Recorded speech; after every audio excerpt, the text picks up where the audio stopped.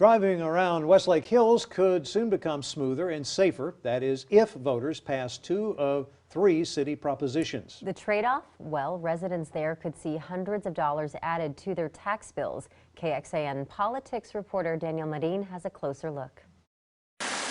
We call it the walk because we do it so much. Young Henry, his little brother, and his mom often take to this Westlake Hills roadway, but not after it rains. It floods and it's hard to get around it. Rather than getting around it, the city of Westlake Hills is looking for permanent solutions. Residents will encounter 3 propositions on their city ballots this election. Proposition B would allow Westlake Hills to issue debt up to $11.8 million for 6 major roadway and drainage projects. If passed, Proposition B would put about $2 million toward a flooding fix here at Eanes Creek Low Water Crossing, right off of Campcraft Road leading to Westlake High School.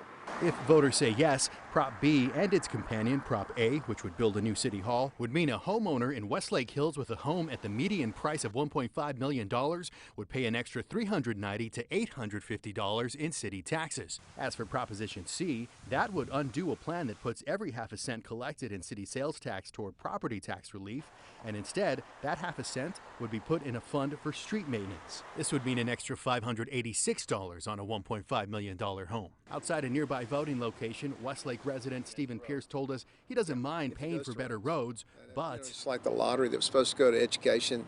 I don't know how much you can believe on that kind of thing. So, yeah, if it goes to roads, I'd be for it. Daniel Medin, KXAN News.